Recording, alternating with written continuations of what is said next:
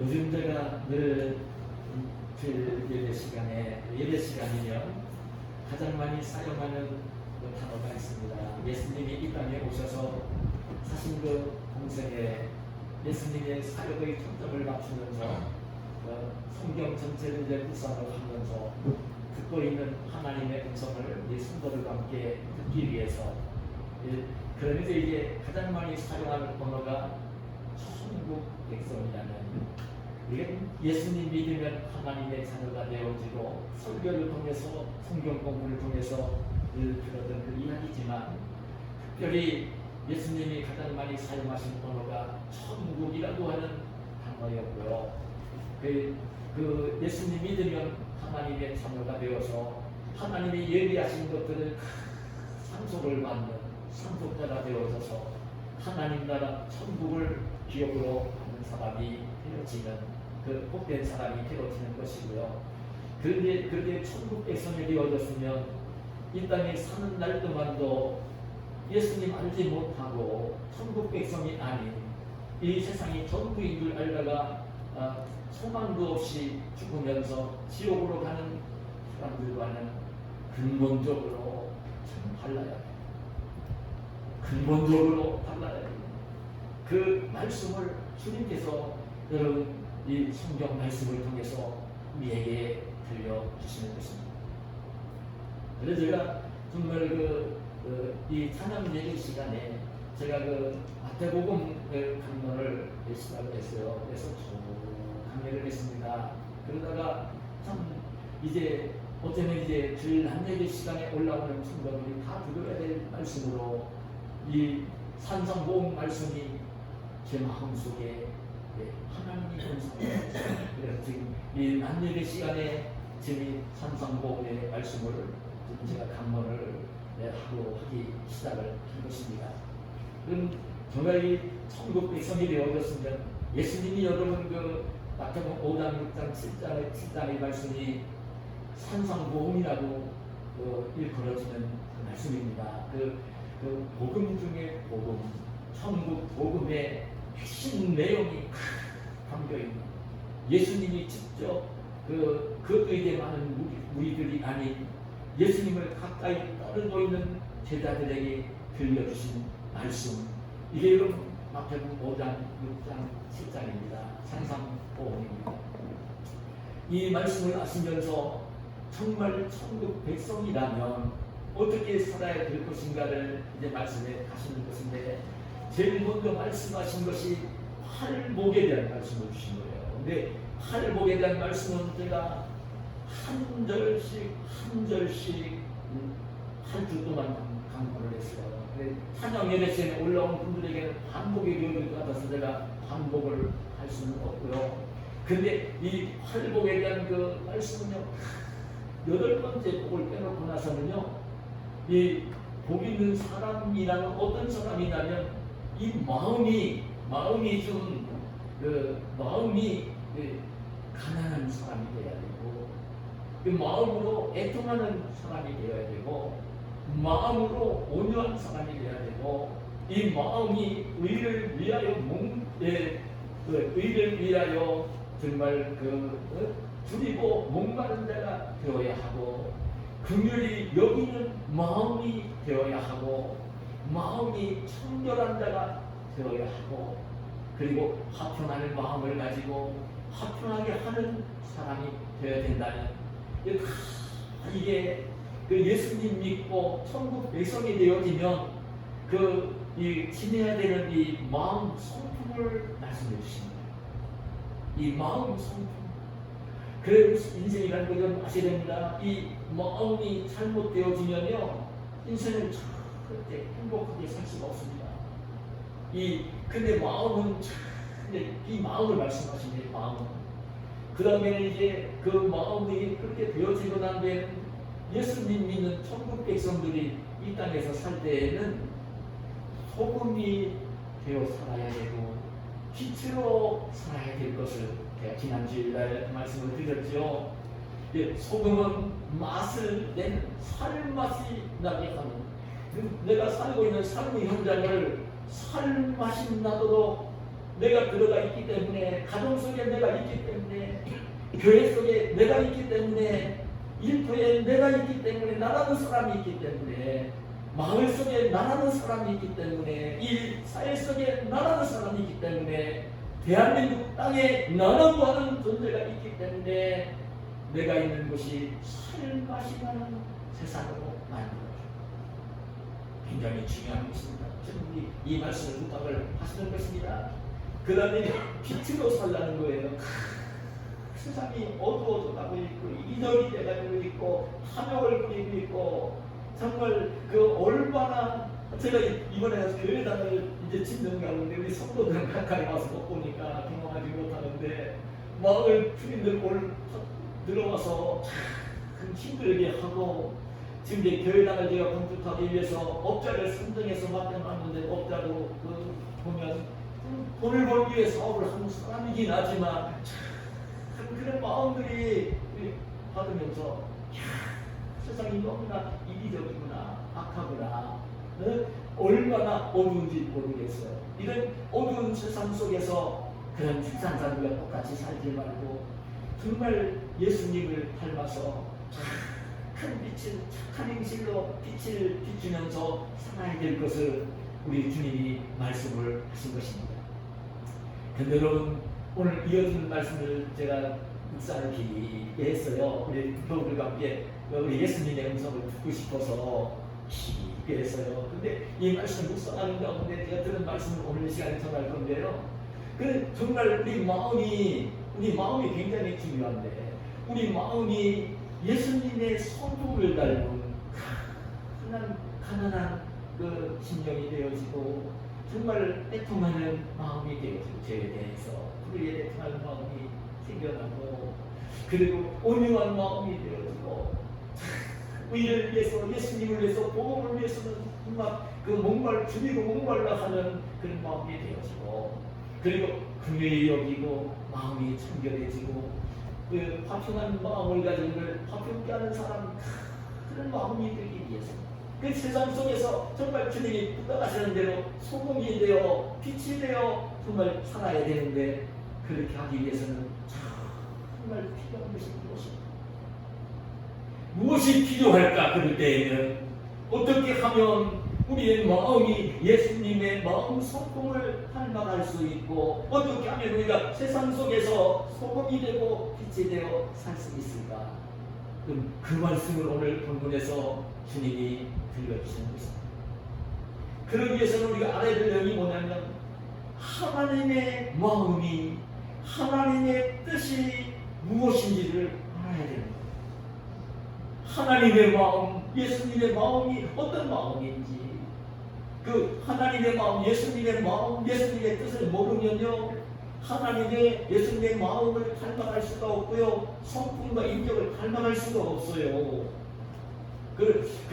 그리고 이 하나님 그 마음을 알지 못하면 하나님이 뭔가를 이렇게 말씀하실 때에 그 말씀을 내가 순종할 수가 없어요.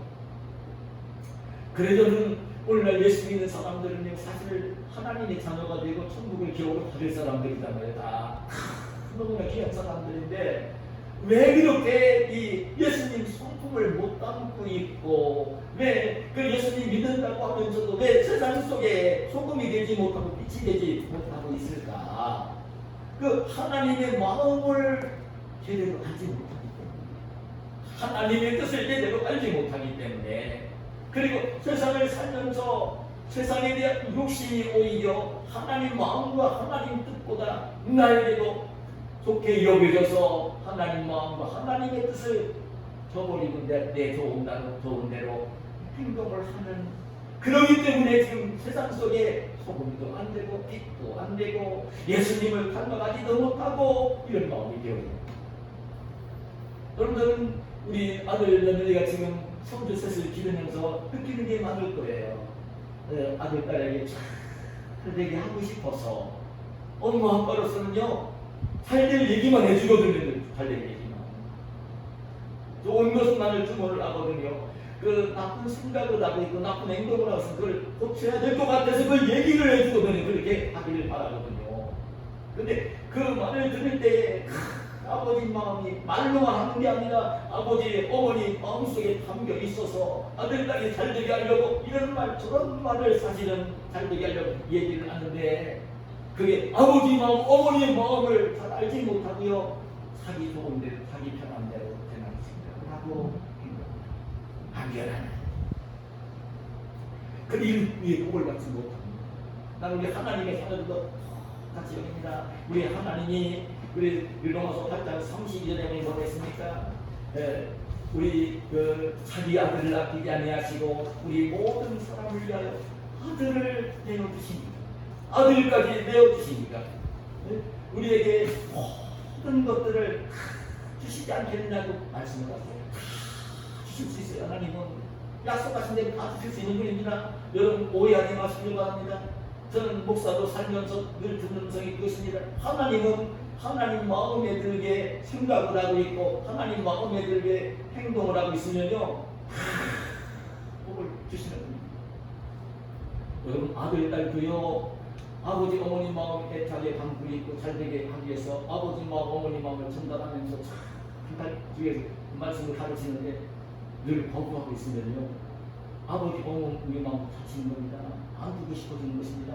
여러분 오해하지 마시길 바랍니다. 하나님도 똑같으십니다.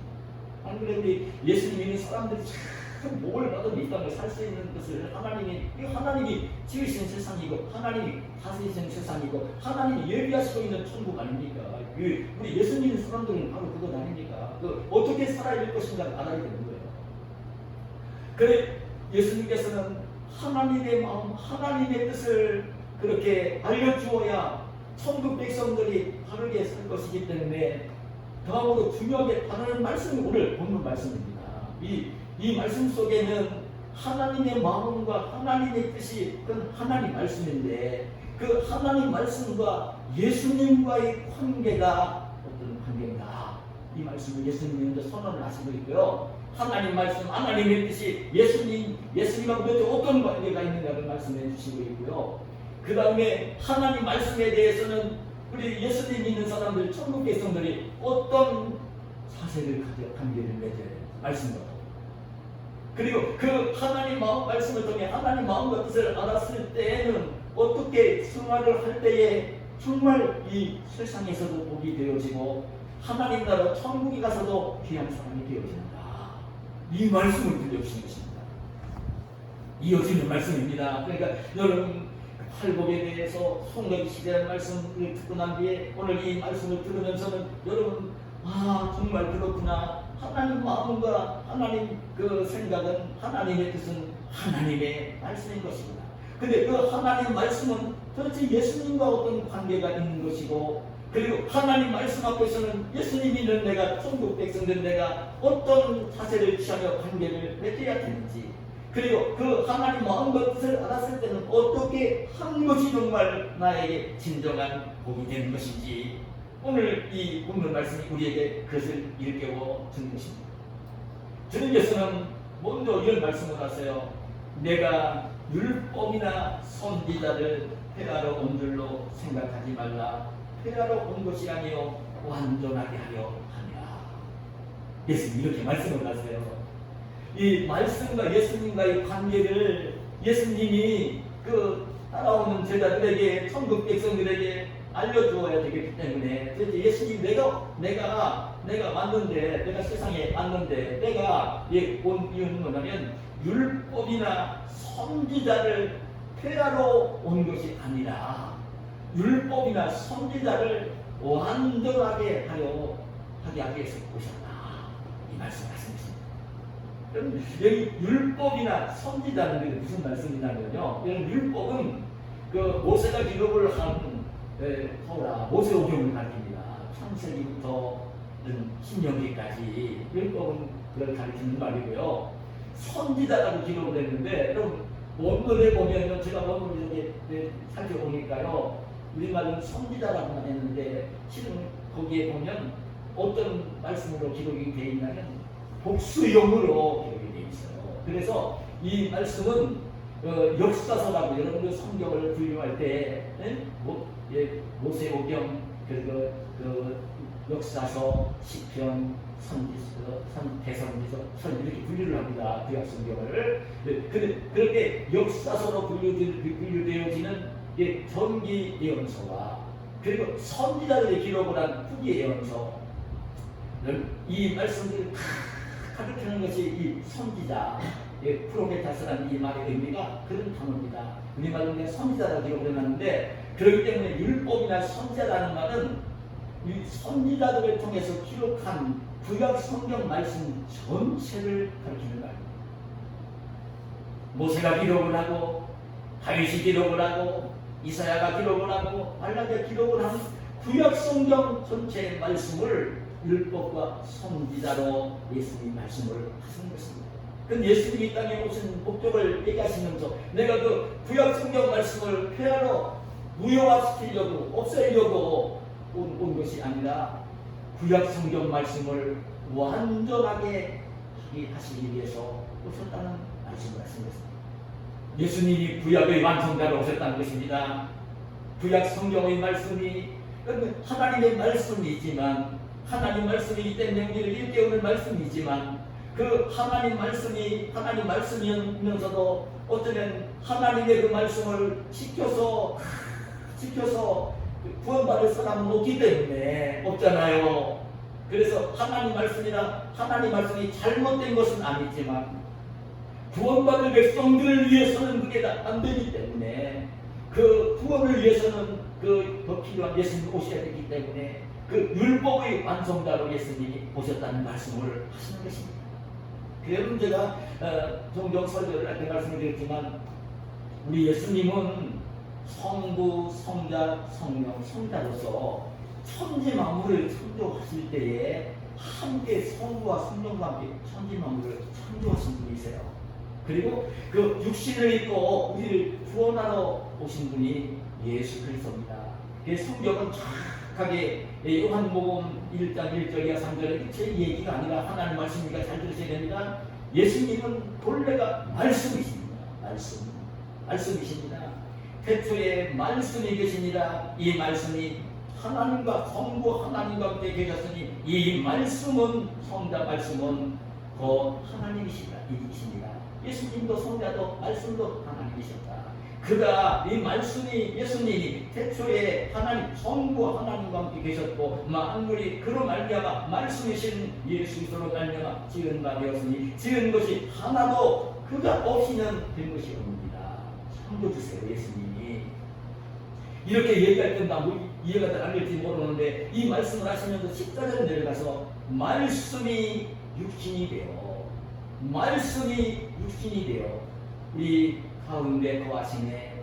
우리가 그 영광을 보니 아버지의 독생자의 영광이요 은혜와 진리가 충만하더라. 무슨 말씀입니까? 우리 예수님이 말씀이십니다. 말씀으로 창조주이십니다. 창조주이신 말씀이신 우리 성자이신 예수님이 우리를 구원하시기 위해서 육신을 입고 독생자 예수께서 오신 것입니다. 예수님이 말씀이십니다. 예수님이 말씀이십니다. 여러분, 예수님 자체가 말씀이십니다. 그래서 성경은 히브리서 기자는 어떻게 기록을 했냐면 히브리서 1장 1절 2절에 보면 옛적에 선지자들을 통하여 여러 부분과 여러 모양으로 우리 조상들에게 말씀하신 하나님이 이 모든 날 마지막에는 아들을 통하여 우리에게 말씀하셨습니다. 아들을 통해서 말씀하셨다. 구약 성경 말씀은 선지자들을 통해서 말씀해 주셨지만 오늘 우리에게 온전하신 그 말씀은 아들을 통해서 직접 말씀해 주셨다. 아들을 보내주시고 아들을 통해서 우리에게 말씀해 주셨다. 이렇게 기록을 하는 것입니다. 예수님이 말씀이십니다. 구약 성경이 말씀이십니다. 구약 성경을 완성하시기 위해서 말씀이신 예수님이 이 땅에 오신 것입니다. 그래서 여러분, 구약 성경 읽을 때도 저는 우리 교우들에게 이렇게 옵니다. 구약 성경 말씀도 예수님에 대한 증거다. 예수님에 대한 이야기다. 구약 성경 읽으면서 유대인들처럼 예수님을 발견하지 못하면 구원을 받지 못해요. 구약 성경 말씀도 예수님에 대한 증거입니다. 여러분, 제가 그 대표적인 말씀을 종종 드리잖아요. 하나님의 아들 메시아가 구원으로 이 땅에 오셔야 될 것을 성경 말씀은 어떻게 일깨우냐면 아담과 하와가 범죄하고 난 뒤에 바로 찾아가서 여자의 후손을 통해 구원들을 보냈을 것을 말씀해 주시고요. 창세기 3장 15절에 이사야 7장 14절에 보면 그 하나님이 그 구원자를 여자의 후손으로 보내는데 그냥 여자의 후손이 아니라 남자를 알지 못하는 동정자를 통해서 보내주신다고 이사야 7장 14절에 예언을 하시고요. 이사야 9장 6절에 보면 그 동정자를 통해서 오시는 대로 아기를 통해서 오신다고 예언이 되고요. 그 아기 예수가 오시는 분이 바로 베들레헴 땅으로 오신다고 미가서 5장 2절에 예언을 해주고 있어요. 그렇게 오신 예수님이 이 땅에서 그 우리를 구원하시기 위해서 고난당할 분인 것을 시편 22편에서 53장에서 그림을 그리듯이 고난당하는 우리 구원받을 백성들을 위해 죄값을 지불하시며 고난당할 내용을 기록을 해주고 있고요. 죽음으로 끝나는 것이 아니라 시편 16편 9절에 보면 부활하실 것을 육체가 썩지 않고 부활하실 것을 예언해 주시고 있고요. 그리고 이게 시편 그 말씀 가운데 보면 그 65편에 시편 68편에 보면 승천에 올라가실 말씀을 예언해 주고 있고요. 그리고 이사야 65장에 보면 그 예수님이 새하늘 새 땅을 예비하실 것을 말씀해 주시고 있고요. 세상 마지막 날 심판으로 다시 오실 것을 우리 말라기 3장 1절에 보면 구약 성경에 예언을 하는 것을 볼 수 있습니다. 제가 대표적인 것을 말씀드린 거예요. 그 말씀을 예수님이 육신을 입고 이 땅에 오시면서 구약 성경에 예언된 말씀들을 읽어주신 거예요. 그러고 난 뒤에 예수님은 하나님이시니까, 직접 하나님이시니까 그 하나님 말씀을 그 구약 성경 말씀은 좀 이렇게 잘 알아듣지 못하는 사람들이 있었을지 모르지만 잘 알아듣게 하시기 위해서 예수님은 직접 천국 복음을 전하시는, 천국 복음을 전하시는, 천국 복음을 전하신 거예요. 예수님은요, 더 어린 아이들까지도 지금 그 유치원 아이도 알 수 있도록 하나님 말씀을 알 수 있도록 천국에 대한 이야기를 예수님은 그렇게 말씀을 들려주신 것입니다. 그리고 구원받을 백성들 약속된 대로 십자가에 달려 그 구원하기 위해서 죽으시고 부활하시고 승천에 올라가셨고 천국을 예비하고 계시고 마지막 날 산자와 충자를 심판하러 오실 것이고 영원한 하나님 나라가 이루어질 것을 그렇게 이제 예수님이 그 말씀을 하시면서 이루어주신 것입니다. 예수님은 여러분 공생애를 사시면서 많은 말씀을 하셨는데 예수님은요 성경을 한 구절도 기록을 안 했습니다. 예수님은 기록을 안 하셨습니다. 그런데 예수님을 따라다니며 그렇게 교육받고 훈련받은 예수님께 말씀을 들었던 사도들이 성령의 감동하심 속에 예수님의 공생애를 기록한 것이 여러분 그게 복음서이고요. 그 다시 부활의 주님 그 담의 도상에서 만난 이 바울 사도가 예수님 만나고 난 뒤에 성령의 감동하심 속에 자기가 구약 성경을 율법을 통해 배웠던 것들을 다 깨달으면서 눈물겹게 기록한 것이 여러분 신약 성경 13권이나 되는 것이고요. 여러분 그게 바로 그러면서 이 신구약 성경이 완성이 된 것입니다. 우리 예수님은 여러분 아셔야 됩니다. 우리 예수님은 율법의 완성자 하나님 말씀이시면서 말씀의 완성자로 오신 분입니다. 신구약 성경 말씀을 온전히 완성되도록 만드신 분이 우리 주님 예수 그리스도이신 것입니다. 실제적으로 여러분 그 구약에 나오는 구약 성경 말씀을 가지고 그 구원을 받을 수 있다고 한다면 누군가가 또 그런 이야기를 한다면 여호와 하나님만 이야기하고 예수님은 가볍게 여기고 성령님 무시하고 이런 사람이 나오면요 다 사기꾼이고 이단인 걸 아시면 됩니다. 그러니까 성경 전체도 예수님에 대한 말씀을 담고 있는 말씀입니다. 삼위일체 하나님이신 것을 우리 성도들은 너무나 분명히 알아야 하는 것입니다. 지금 너무나 이단들이 많이 나왔기 때문에 이 말씀도 드리는 거예요. 참 중요한 것입니다.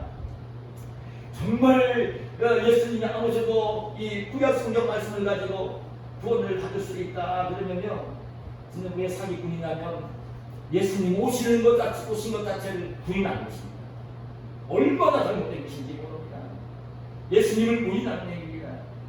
예수님은 말씀의 완성자로 오시었고 그 완성을 하시었고 그래 누구든지 이제 그 하나님 말씀을 그렇게 그 예수님 완성하신 말씀을 들으면서 예수님을 믿고 하나님을 믿고 성령님을 믿고 약속하신 말씀을 믿는 자들을 구원하시고 그런 성도들을 천국 백성으로 삼으시고 지금 천국으로 인도를 해가신 것입니다. 지금은 여러분 하나님께서 이 말씀과 성령으로 인도를 하고 계십니다. 보호하시고 인도를 하십니다.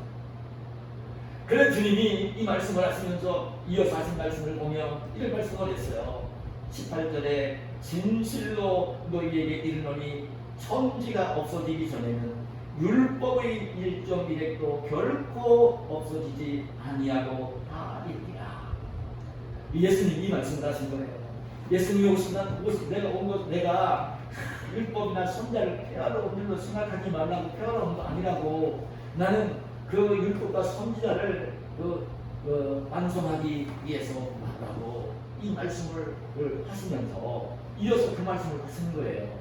내가 진실로 너희에게 이르노니 천지가 없어지기 전에는 율법의 1.1획도 결코 없어지지 아니하고 다 이루리라. 하나님 말씀은 다 이루어진다. 근데 제가 이번에 이 말씀을 깊게 묵상을 하면서 들은 기억이 있는데요. 예수님께서 천지가 없어지기에는 하늘과 땅이 없어지기 전에는 이 세상 나라가 없어지기 전에는 하나님의 말씀의 1.1획도 없어지지 않아요. 다 이룬다고요. 다 이루어진다고요. 하나님의 말씀. 근데 이 말씀을 하시면서 예수님 앞에 어떤 말씀을 먼저 전제를 했냐면 진실로 너희에게 이르노니 이 말씀을 하시면서 그 말씀을 천국 백성인 우리에게 진실로 성목사야 내가 너에게 이른다. 진실로 너에게 이른다. 그러면서 이 말씀을 하시는 거예요. 천지가 없어지기 전에는 율법의 1.1획도 결코 없어지냐고 이분이라. 근데 예수님 말씀하시는 이 진실로라는 말씀이 원문 헬라어에 보면 우리들이 예배를 드릴 때나 신앙 고백할 때나 함께 기도할 때나 가장 많이 사용하는 언어인 아멘으로 기록되어 있습니다.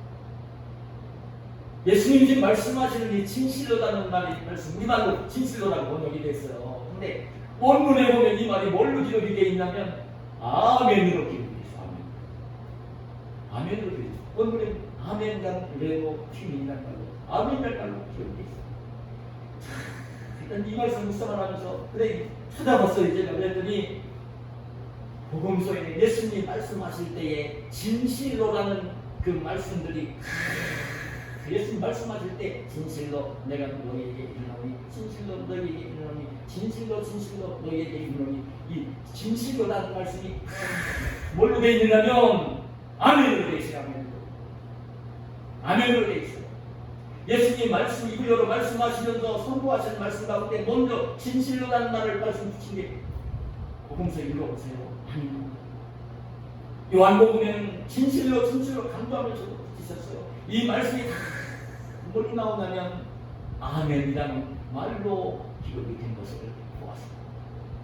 그래서 저는 이 말씀을 묵상을 하면서 정말 들은 지경성이 뭐냐면 우리가 성경을 읽습니다. 이렇게 설교를 통해서 하나님 말씀을 듣습니다.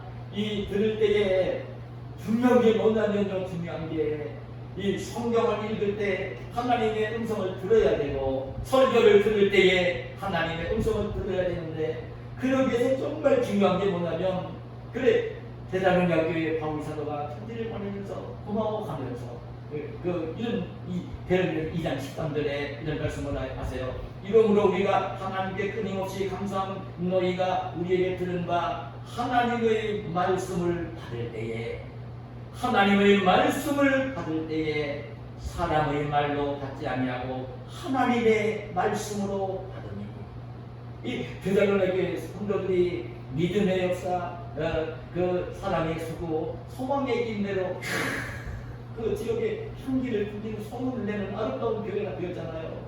그 이제 감사하면서 너희가 우리 가서 하나님 말씀 이렇게 전할 때에 우리의 말로 바울선 내 말로 안 듣고 사람의 말로 안 듣고 하나님의 말씀으로 받았다는 거예요.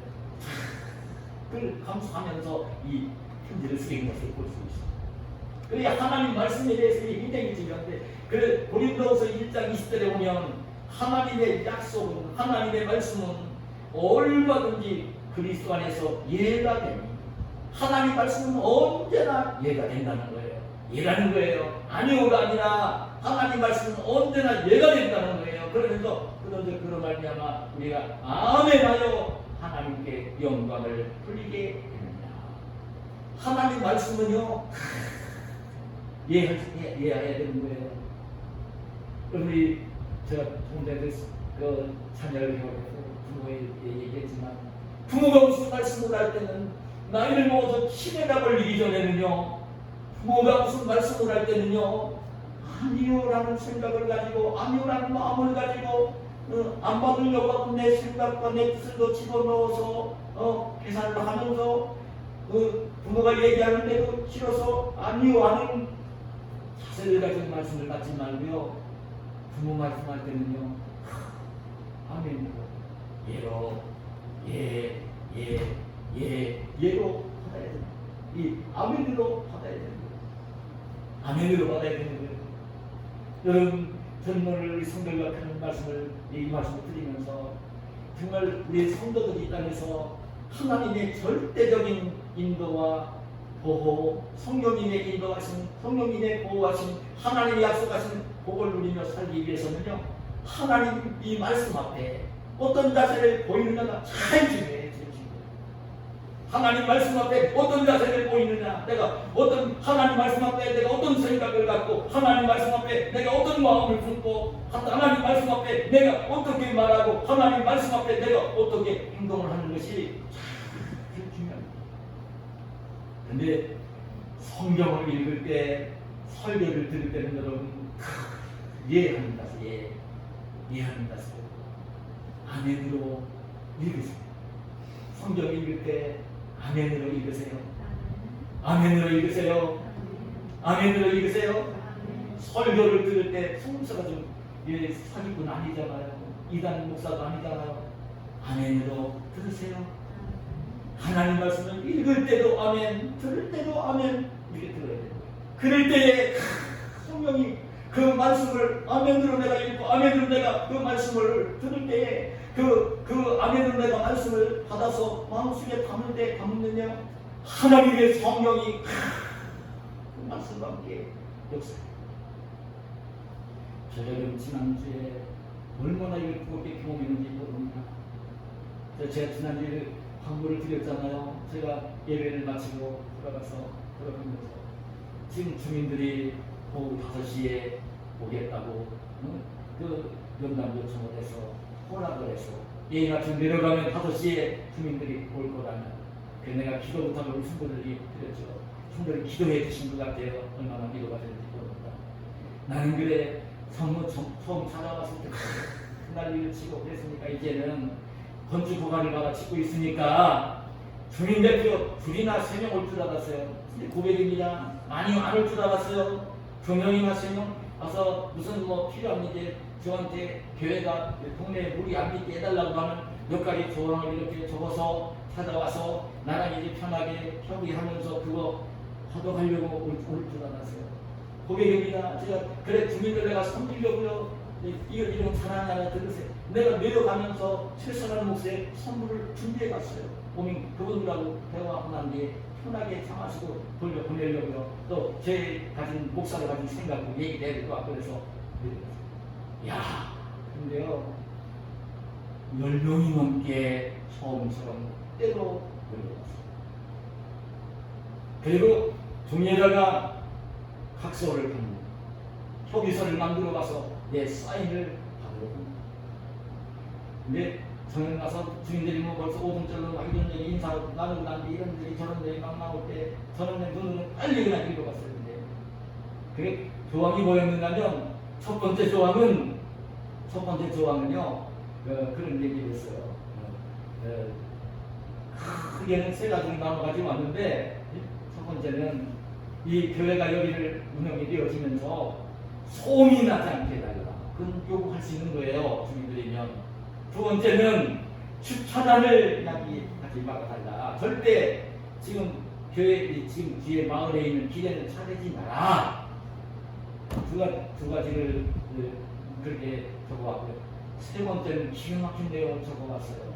목사로서 교회에서는 뭐 절대 수용할 수 없는 조항들을 적어왔어요. 교회당을 짓더라도 십자가 내용을 보지 마라. 교회를 짓더라도 교회를 짓더라도 예배는 주일날 낮 예배는 한 번만 드리고 찬양 예배나 밤에 갖지 말고 사람들 모임도 갖지 말고 그런 조항을 적어가지고 첫 번째, 두 번째는 제가 들어줘야 돼요. 그건 주인들이 할 수 있는 거예요. 주인들도 세 번째 조항은 안 했어요. 제가 그래서 저는 목사이기 때문에 그냥 얼른 순하게 읽어가서 그들은 내가 다 읽어본지도 몰랐을 거예요. 근데 자기들 막 얘기를 하고 있었으니까요. 그래서 내가 그게 좀 설득하려고 얘기를 좀 꺼냈어요. 사실 내가 주민들을 하나도 알지 못하는 사람들입니다. 아시잖아요. 태어나 처음 가보는 것이니까. 근데 교회를 드린다는 말을 치는 거예요. 얼마나 그래 내가 목사로서 이제 교회에 대한 이런 부정적인 이미지를 우리 사회 속에 주는데 미안하다 사과를 하면서. 근데 우리 교회는 그렇게 무리를 일으키는 혐오 시설도 아니고 이단 교회도 아니고 그런 우리 교우들도 많이 올 것도 아니고 조용히 얘기해 드릴 것이고 마음에 절대 지장이 안 될 겁니다. 이 설득하려고 나왔던 설득을 위험하게 했더니요. 한 명이 얘기하면 듣기가 좋지만 그 많은 사람들이 다 공격합니다. 어떤 남자는 그래요. 교회당만 치면 내버려 두지 않겠다. 그래서 뭐라고 협박을 하냐면 흔치 않다 방송치 않은 방을 가고 협박 어떻게 제가 찍어줍니까? 사인을 해줍니까? 그래서 그전 보지도 않았어요. 그걸 끝까지 안 본 척 했어요. 못 본 척 했어요.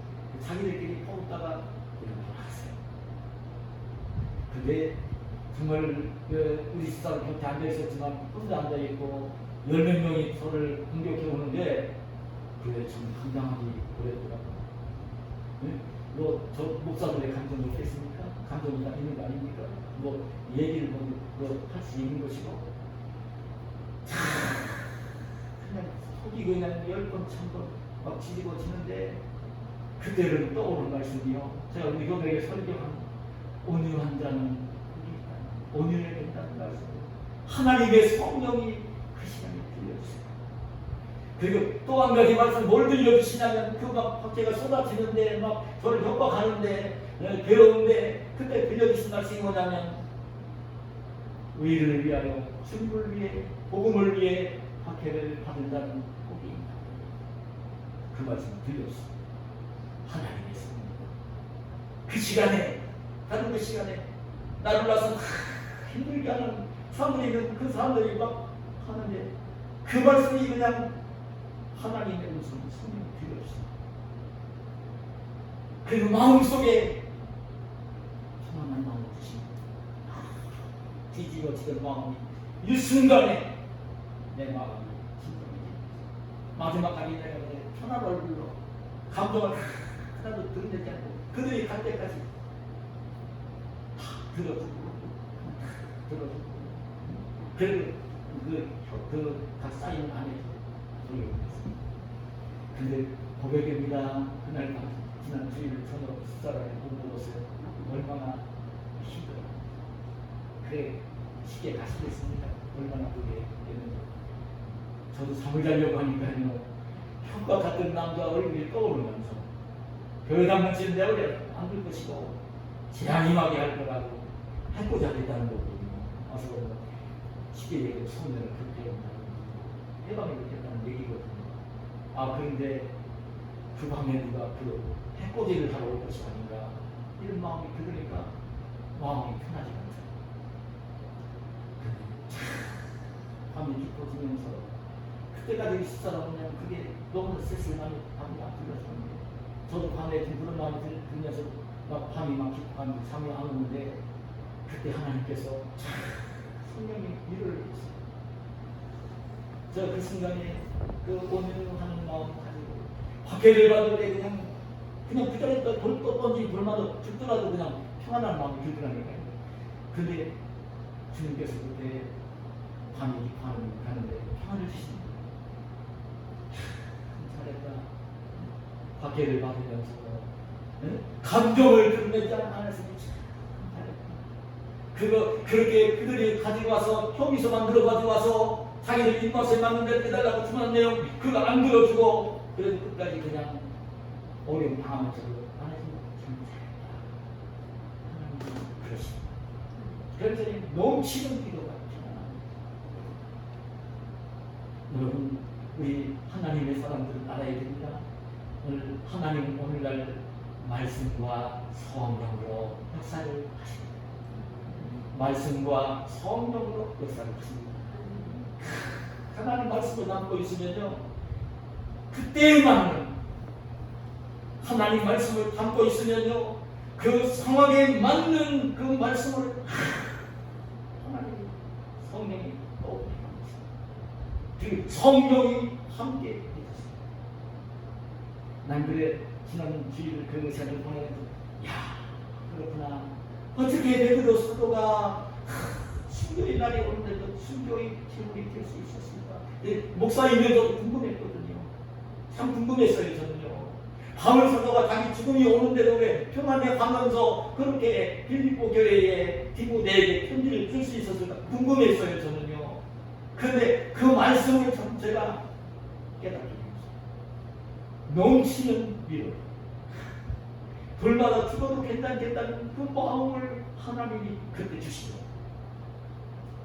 여러분 우리 하나님은 말씀과 성령으로 지금 역사를 하시는 분입니다. 잊지 마시길 바랍니다. 하나님 오늘도 살아계시고 일하시는 분입니다. 그래서 오늘도 이어진 말씀을 보면 이렇게 말씀이 결론을 내려갑니다. 19절 20절에 보면 그러면 누구든지 이 계명 중에 지극히 작은 것 하나라도 버리고 또 그같이 사람을 가르치는 자는 천국에서 지극히 작다 일컬음을 받을 것이요 누구든지 이를 행하며 가르치는 자는 천국에서 크다 일컬음을 받으리라. 내가 너희에게 이르노니 너희 의가 서기관과 바리새인보다도 낫지 못하면 결코 천국에 들어가지 못하리라. 이 말씀에 대해서 이렇게 결론을 내려간 거예요. 일단은요. 물론 총 결론은 마태복음 7장 20절에 기하에서 내려갑니다. 그때 내가 설교를 할 건데 오늘 말씀을 보면 지금 이 말씀의 소중함을 일깨우면서 이렇게 결론을 내려가면서 이 천국에서 천국에 가면 그 큰 자가 있고 작은 자가 있을 거라는 거예요. 천국에 가면. 근데 너의 의가 믿음을 가지고 사는 그 삶의 모습이 행동이 의가 너희가 믿음을 가지고 있는 그 의가 바리새인과 서기관보다 낫지 못하면 천국에도 못 들어간다. 이 바리새인 서기관들은요 지식적으로는 잘 알고 있으면서도 하나도 실천하지 안 했던 사람들이거든요. 그래서 이제 주님이 책망하는 내용도 있고 절대 그래서는 안 된다는 일깨우면서 이 말씀을 하신 거예요. 천국에서는 가면은 그 반드시 그 지극히 작다는 일컬음을 받을 사람이 있고 크다고 일컬음을 받을 자가 있다는 것입니다. 천국에 가면 작은 자도 있고 큰 자도 있다는 것입니다. 근데 하나님의 말씀 중에 무엇인가를 빼버리고 그냥 입맛에 안 든다고 빼버리고 이렇게 가르치는 자는 하나님 말씀을 자기가 나누지 않은 거죠. 그냥 자기 마음에 맞는 대로. 그러고 나면 이렇게 가르치는 자는 천국에 갈지 모르지만 작가의 일컬음을 받을 것이고 하나님 말씀을 하나도 빼지 말고 그대로 자기가 먼저 행하면서 자기가 지키며 살면서 가르치고 전하는 자는 딱 일컬음을 받을 것이라는 말씀을 하시는 것입니다. 저는 이 말씀을 묵상을 하면서 그랬어요. 여러분 천국에 가면 작은 자가 될 자가 있고 큰 자가 될 자가 있습니다. 난 우리 성도들이 천국에 가서도 큰 자들이 되시기를 축복합니다. 늘 소원합니다. 여러분 사도들이 이제 장로로 왕로로 갈 때 청로의 성도들도 참 귀한 분들이 되기를 소원하는데요. 근데 저는 이 하늘나라 갈 때 저는 이 땅에서도 마찬가지라고 여기는데요.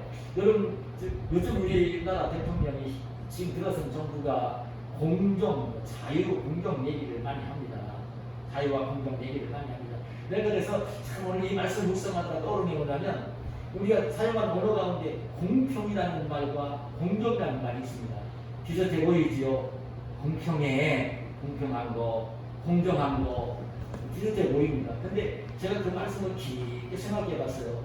한문으로 얘기하면 공평이라는 말은 공변될 공자에다가 평평할 평자입니다. 공정이라는 말은 공변될 공자에다가 바를 정자입니다. 근데 공평과 공정은 비슷해 보이는데요. 오히려 많이 다릅니다. 많이 다릅니다. 공평은요, 똑같은 것입니다. 똑같은 것입니다. 똑같은 것입니다. 네? 많이 가진 사람이나 못 배운 사람이, 가진 사람이나 많이 배운 사람이, 못 배운 사람이나 대통령이나 지금 노숙자나 그렇게 얘기할 때는 공평입니다. 그게 공평입니다. 대한민국은 민주공화국이니까 헌법에 따라 기준을 딱 대면요, 그게 맞습니다. 대통령도 노숙자도 똑같이 이 나라의 주인이니까 똑같습니다. 그 공평입니다. 그렇게 얘기할 때는 지금 그 공평이에요. 근데 공정이라는 말은 무슨 말이냐면요, 공평하면서 올바른 것입니다. 두 사진을 제가 찾아봤어요. 공평하기도 하고 올바른 거. 그게 공정입니다. 공정은요, 공정한 게 아닙니다. 공정은 자기가 수고하고 일한 대로, 능력 가지고 사는 대로, 그 일한 대로, 수고한 대로 해서 올바르게, 그 사람이 수고하고 일한 대로 그대로 올바르게 돌려주는 것입니다. 그게 공정입니다. 공정은 그런 것입니다. 일을 안 한 사람에게는 하나도 안 주는 것입니다. 일을 잘하고 많이 한 사람에게는 더 많이 주는 것입니다. 게으름 피우는 일을 적당히 한 사람은 조금만 주는 것입니다. 그게 공정입니다. 그게 공정이에요. 여러분, 공평과 공정은 다른 말입니다. 근데 여러분, 우리 아셔야 되려면 우리 하나님은 공평하기도 하신 분이고 공정하기도 하신 분이세요. 그걸 아셔야 됩니다. 하나님은 공평하기도 하십니다. 예수님 믿는 자들 복음을 듣게 만드시고, 그리고 예수님 믿게 만드시고 믿음을 갖게 만드시고, 이런 일들은 사람의 노력이나 수고를 가지고 하는 게 전혀 아닙니다. 하나님 우리를 선택해 주신 자만이, 그리고 복음을 들을 때에 성령 역사에서 믿음을 선물로 주어서 갖게 만들고, 그 믿음을 가지고 죄를 용서받고 구원을 받고 하나님의 자녀가 되고 영생을 소유하고 천국에 가는 것입니다. 이것은 공평입니다. 하나님 볼 때는 자녀일 때는요, 천국에 들어가는 것입니다. 뭐 잘난 사람이나 못난 사람이나 많이 배운 사람이나 못 배운 사람이나 능력 있는 사람이나 없는 사람이나 예수님을 믿는 믿음을 가진 자녀가 될 때는 다 내려가시는 것입니다. 이건 공평입니다. 하나님 공평하신 분입니다. 그 말은 공평이세요. 근데 공정이라는 말은 그게 아닙니다. 우리 하나님이 이 역사하실 때인데 공평이라는 말 부분을 쉽게 할 수 있는데요. 우리 하나님은 실제적으로 그 선한 사람과 악한 사람에게, 예수님 믿는 사람이나 안 믿는 사람에게 똑같이 햇빛을 비춰주십니다. 우리 하나님은 예수님을 잘 믿는 참 의로운 사람이나 예수님 믿지 않고 악한이라는 그 불의한 사람한테도 똑같이 비를 내려주십니다. 여러분, 이번에 흰남도 저렇게 올라오면요, 태풍 올라오면요, 예수 믿는 사람, 안 믿는 사람, 농사를 짓는 사람이 농사를 짓는 사람도요, 똑같이 햇빛 내려주시고 비 내려주시고, 믿는 사람이나 안 믿는 사람, 그건 공평입니다. 근데 우리 하나님의 은혜, 그 공정은요, 하나님이 이런 데 수고한 대로 갚아주는 것입니다. 근데 우리 하나님은 그 공평하기도 하시고 공정하기도 하신 분입니다. 이 땅에 사는 날 동안도 그렇습니다. 하나님 나라에서 똑같습니다. 오해하지 말고 들으셔야 됩니다. 갈라디아서 6장 7절에 보면 스스로 속이지 말라. 하나님은 없인 여김을 받지 아니하시나니 사람이 무엇으로 심든지 그대로 거두리라. 고린도후서 6장 9절에 보면 적게 심은 자는 적게 거두고 많이 심은 자는 많이 거둔다 하는 말입니다. 우리 하나님은 그대로 돌려주신다는 거예요. 심은 대로 돌려주신다는 것입니다. 일하고 수고한 대로 돌려주신다는 것입니다. 적게 심으면 적게 돌려주고, 많이 심으면 많이 돌려주고, 일 많이 했으면 많이 주고, 안 했으면 안 주고, 그렇게 하시는 분이라는 것입니다. 하나님 나라에 올라가서도 여러분 같습니다. 우리 정말 예수님 믿는 사람으로 그 예수님 믿는 사람답게 세상 속에서 소금과 빛이 되어 그 착한 일로 그 행하며 살게 되어지면 하나님이 다 그대로 갚아주신다는 것입니다. 예수님의 이름으로 뭔가 착한 행실을 하는 게 있을 때는 모른 척 하지 않으시고 그대로 다 돌려주신다는 것입니다. 그래서 여러분 고린도전서 15장 58절 부활절 영생 천국을 내다보면서 그 부활에 대한 말씀을 증언하면서 결론을 내려가면서 이렇게 말씀합니다. 그러므로 내 사랑하는 형제들아 견실하며 흔들리지 말고 항상 주의 일에 더욱 힘쓰는 자들이 되라. 주님의 일에 더욱 힘쓰는 자들이 되라. 세상에서 소금과 더 빛이 되어 살라고 인도의 수고가 주 안에서 헛되지 않은 줄 압니다. 이게 것입니다. 하나님 갚아주시고 싶습니다. 우리가 이 착한 행실을 가지고 살면서 많은 사람들을 옳은 대로 돌아오게 하는 예수님 믿게 만들고 구원받게 하는 일을 많이 하는 자에게 하나님은 천국에서도 더 크고 귀한 자로 여기시고 상을 주시는 분인 것입니다. 그 말씀을 제가 뵙겠습니다. 오늘 저와 여러분이 천국 백성으로 이 땅을 살고 있습니다. 천국에 올 이 땅에 사는 날 동안도 작은 자가 되지 말고 심은 대로 수고하는 대로 복을 주시는 하나님이신 것을 공경하신 하나님이신 것을 깨닫고요. 정말 자기가 일을 하게 될 때 직장에 가든지 학교에서 공부하든지 다른 친구들보다 동료들보다 더 열심히 공부하는 것이고 더 성실하게 일하는 것이고 장 줄여가면서 땀을 일하는 것이고 그걸 하나님 돌려주십니다. 이 땅에서도 그렇게 이 땅을 사시는 저와 여러분이 되시기를 원합니다. 정말 하늘나라 올라가서 정말 하나님이 큰 자로 여기시며 큰 상급을 주실 복된 사람이 되기 위해서 정말 많은 사람들에게 많은 사람들을 옳은 대로 주님께로 천국으로 인도하는 세상 속에 소금이 되어 빛이 되어 이 땅을 사시는 저와 여러분이 되시기를 예수님의 이름으로 축원합니다. 하나님 감사합니다.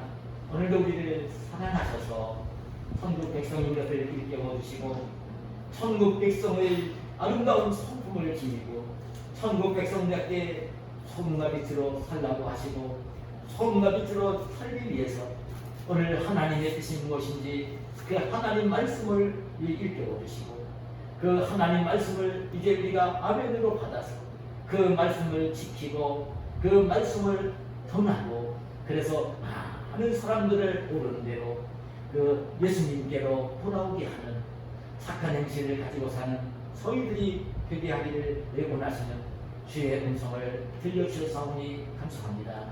저희들이 마땅히 오늘 들려주신 귀한 말씀을 마음속에 담게 하시고 이 말씀에 순종을 하면서 이 땅에서도 공정하신 하나님의 역사이심을 깨달으며 더 수고할 줄 아는 저희들이 되어지게 하시고 하늘나라에서도 귀한 상급을 받을 수 있는 복된 저희들 되게 하여 주시옵소서.